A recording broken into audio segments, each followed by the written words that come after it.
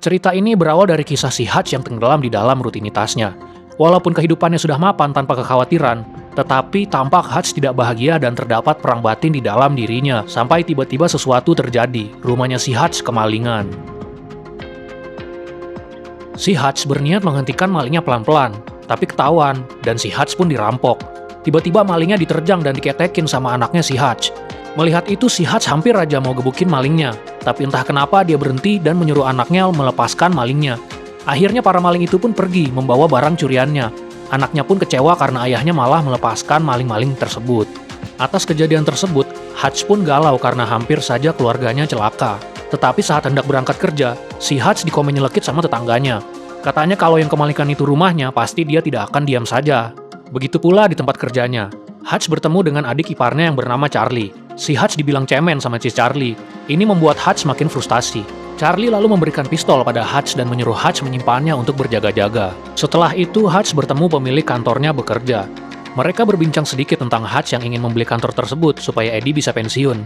Di akhir percakapan, Eddie mendukung soal keputusan Hutch yang tidak gegabah saat kemalingan. Di dalam ruangannya, Hutch mengobrol melalui saluran aman radio dengan seseorang yang terdengar cukup akrab dengannya, yang ternyata orang tersebut sudah tahu soal kejadian semalam. Hutch akhirnya menceritakan kejadiannya.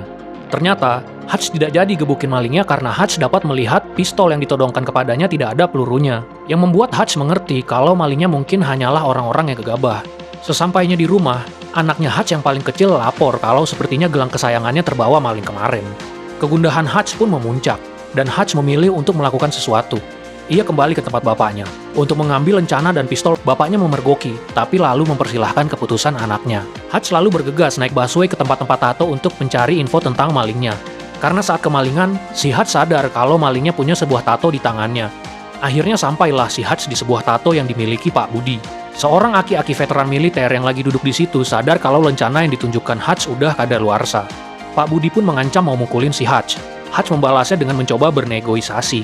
Saat negosiasi, veteran perang tadi melihat tato di pergelangan tangan Hutch. Melihat tato tersebut, dia seakan mengenali sosok Hutch. Seakan Hutch juga sudah terkenal di kalangan militer. Aki-aki itu pun merinding goyang dan langsung angkat kaki dari situ.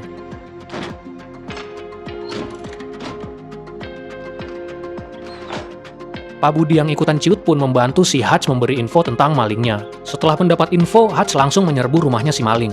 Si maling yang lagi makan ditabok pakai pistol sama si Hutch. Hutch yang amarahnya udah diubun-ubun meminta gelang kesayangan anaknya sambil menodongkan senjata. Tiba-tiba ada suara bayi menangis. Ternyata maling-maling tersebut adalah sepasang pasutri muda yang memiliki balita yang membutuhkan bantuan khusus. Hutch pun pergi dari situ sambil frustasi. Di jalan pulang, tiba-tiba busway yang ditupangi Hutch dinaiki sama beberapa berandalan. Para berandalan itu mengganggu seorang penumpang wanita. Hutch pun memutuskan akan bertindak. Di sisi lain, dia merasa akhirnya ada tempat pelampiasan amarahnya.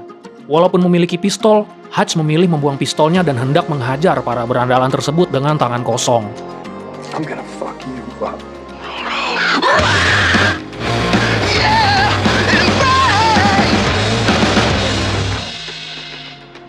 Setelah pertarungan selesai, ternyata ada satu berandalan yang kelewat bonyok sampai gumoh dan tersedak darahnya sendiri.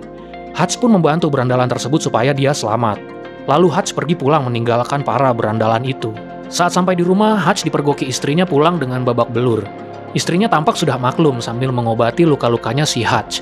Di sebuah klub malam, ada seorang aki-aki yang doyan dugem bernama Yulian Kuznetsov. Tapi dia sebenarnya adalah bos salah satu kelompok mafia. Aksinya berjoget dipandang rendah oleh anggota mafia lainnya.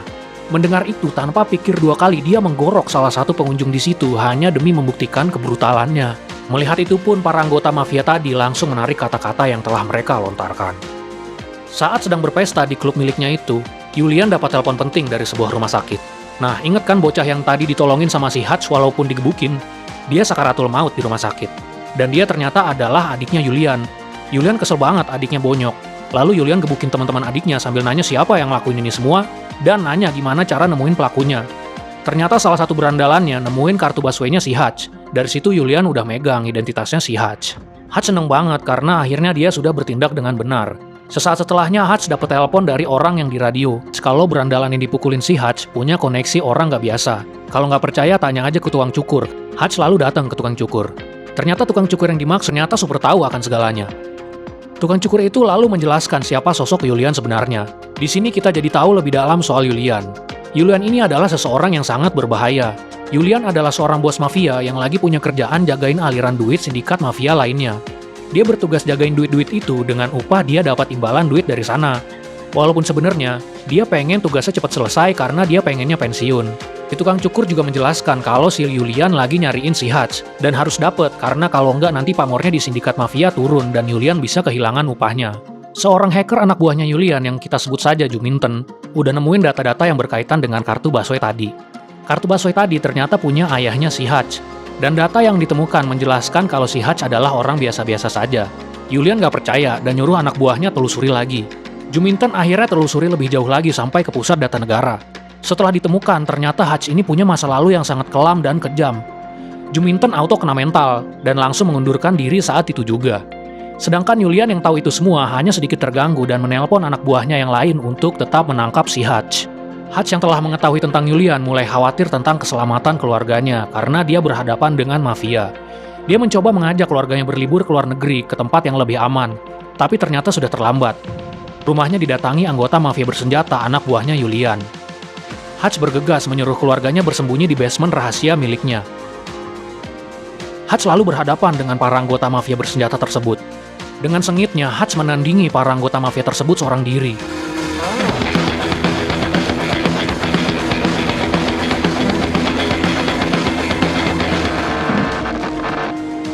Tetapi karena kalah jumlah, Hutch akhirnya tertangkap dengan disentrum dari belakang. Hutch lalu dibawa para anggota mafia yang tersisa dengan mobil. Tetapi di jalan, dengan kecerdikannya, Hutch mampu membuat kewalahan seisi mobil tersebut sampai membuat mobil itu kecelakaan terbalik dan mafianya mati semua. Ketika keluar dari mobil, ternyata salah satu anggota mafia tersebut masih hidup dan bertanya pada Hutch siapa dia sebenarnya. Hutch akhirnya memberitahu kalau dia dulunya bekerja untuk negara. Tapi baru setengah cerita, ternyata anggota mafianya udah keburu koid. Hutch bergegas pulang untuk ngeluarin keluarganya dari basement tempat mereka berlindung. Keluarganya kaget betapa kacau balaunya keadaan rumah mereka. Hutch lalu meminta istrinya membawa keluarganya ke tempat aman untuk sementara. Istrinya menerima hal itu dan meminta Hutch untuk berhati-hati. Istrinya lalu pergi membawa anak-anaknya. Hutch bersiap membekali dirinya dengan emas yang sepertinya penghasilannya di masa lalu. Dengan para anggota mafia yang tersisa tadi, sembari membersihkan barang-barang di tempat kejadian perkara, Hutch bercerita sedikit pada anggota mafia yang masih hidup tentang alasan dia pensiun dari masa lalunya. Dahulu kala dia pernah menangani seseorang bernama Alan. Alan ini mencuri duit militer negara jutaan dolar. Hutch sudah siap untuk mengirim Alan ke alam baka. Tapi Hutch berpikir kembali setelah mendengarkan Alan sungguh menyesali perbuatannya. Akhirnya Hutch pun diam-diam melepaskan Alan. Beberapa tahun setelah itu, Hutch dari jauh memantau si Alan mengira Alan akan kembali menjadi kriminal. Tapi Hutch kaget karena ternyata si Alan beneran tobat dan memiliki keluarga cemara bahagia. Dari situlah Hutch iri kepada Alan yang bisa menjalani hidup dengan tenang, yang membuat Hutch juga ingin membenahi hidupnya. Ia lalu berhenti dari pekerjaannya melayani negara dan memilih menjalani hidupnya sebagai warga biasa hingga saat ini. Hutch lalu membersihkan jejak kejadian tersebut dengan membakar rumahnya sampai habis tidak tersisa. Hutch tanpa sungkan membawa mobil tetangganya yang komen nyeleki tadi untuk pergi dari situ dengan membawa rencananya untuk menuntaskan semua ini. Dan ternyata, bapaknya si Hutch juga didatangi dua anggota mafia. Namun mereka bukan tandingan bapaknya karena bapaknya juga bukanlah orang sembarangan. Hutch datang ke kantor mertuanya. Dengan emas miliknya, dia membeli tempat itu dari mertuanya. Mertuanya sudah setuju, tapi adik iparnya tidak setuju dan hendak memukul si Hutch. Hutch tentu saja dapat menangkis dengan mudahnya dan membogem seperut si Charlie sambil menenangkan si Charlie. Kesepakatan terjadi, dan Hutch meminta mertuanya untuk mengevakuasi tempat itu karena Hutch ingin menggunakan tempat tersebut untuk suatu keperluan. Julian di tempatnya menonton berita tentang kematian anak buahnya. Dan juga melalui telepon ia mendapat informasi kalau anak buahnya yang dikirim untuk membunuh bapaknya si Hutch juga telah mati dan bapaknya si Hutch menghilang. Julian sadar keadaan memanas. Dia menyuruh seluruh pasukannya disiapkan. Hutch mempersiapkan kantor barunya menjadi tempat pertempuran dengan memasang berbagai jebakan. Hutch dihubungi oleh orang yang ada di radio. Hutch merespon dengan bilang dia punya rencana dan langsung mematikan radionya. Hutch lalu pergi nyamperin kantornya si Julian. Julian yang lagi orkes di klub miliknya tidak sadar kalau Hutch sedang menyambangi kantornya, menghabisi banyak anak buahnya, membuat kantornya hancur berantakan, serta membakar semua uang aliran dana mafia yang seharusnya dijaga oleh Julian. Selesai bernyanyi, Julian melihat Hutch berada di depannya dengan santai menyantap makan malam. Situasi memanas. Hutch membuka serbet di mejanya yang ternyata tersembunyi bom yang dapat melenyapkan mereka semua. Dua pihak pun mengerti kalau ini membutuhkan pembicaraan empat mata. Hutch mengutarakan kekesalannya karena Julian telah mengusik ketentraman keluarganya. Dia bercerita kalau dia bahkan membakar habis semua uang yang seharusnya dijaga Julian saking kesalnya. Hutch menawarkan agar mereka sama-sama melupakan yang terjadi atau Hutch akan semakin membabi buta. Hutch lalu pergi membawa bom di tangannya. Situasi tak kunjung membaik karena uang yang dijaga Julian sudah binasa. Julian yang tidak terima memilih melawan Hutch dan mengejar Hutch saat itu juga membawa seluruh pasukannya. Aksi kejar-kejaran pun terjadi. Ratusan peluru dilontarkan pada Hutch tapi tidak dapat menandingi ketangkasan Hutch berkendara. Hutch lalu menggiring mereka semua ke kantor yang telah dipersiapkan sebelumnya. Para mafia yang termakan umpan mengikuti Hutch ke tempat tersebut. Belum sempat Hutch masuk ke dalam, aksi tembak-menembak sudah terjadi. Hutch yang sedang dibrodol senjata tiba-tiba mendapat pertolongan dari seseorang dari jendela atas kantor. Orang tersebut ternyata adalah orang yang ada di radio, yang ternyata juga adalah anak angkat ayahnya yang sudah Hutch anggap sebagai adiknya sendiri. Pertempuran sengit pun terjadi. Siapa sangka ternyata ayahnya si Hutch juga hadir membantu. Persatuan mereka bertiga tidak dapat tertandingi lagi. Puluhan pasukan dapat mereka sikat bagaikan kuman. Jebakan demi jebakan yang telah dipersiapkan Hutch juga turut melumat para anggota mafia itu. Pertempuran terus berlanjut dengan kemenangan yang hampir pasti. Tiba-tiba adiknya Hutch tertembak dan peluru mereka bertiga habis. Julian yang tersisa sendirian menodongkan senjata ke mereka. Hutch yang punya akal cerdik menempelkan bom pada kaca pabrik anti peluru, yang dengan nyalinya kemudian dia bawa berlari dan dia ledakkan bom tersebut di depan Julian dari jarak dekat. Julian pun gugur dengan sangat-sangat mengenaskan. Berkat kaca anti peluru tersebut, si Hutch hanya pegelinu saja dan mereka bertiga selamat. Sirine pun terdengar menandakan polisi telah dekat. Hutch menyuruh ayah dan adiknya untuk pergi. Hutch ditangkap dan diinterogasi oleh polisi. Para polisi itu pun heran kenapa bisa ada pertempuran sebesar ini di kota mereka, apalagi melibatkan mafia. Para polisi itu pun bertanya kepada Hutch siapa dia sebenarnya, tapi dengan tenang Hutch mengatakan, Nobody. tiba-tiba para polisi itu pun keduanya mendapat telepon yang seakan berasal dari tempat yang sama, menyuruh mereka untuk melepaskan Hutch saat itu juga tanpa banyak tanya, yang mengisyaratkan kalau si Hutch ini adalah sosok yang penting. Dan cerita pun tamat.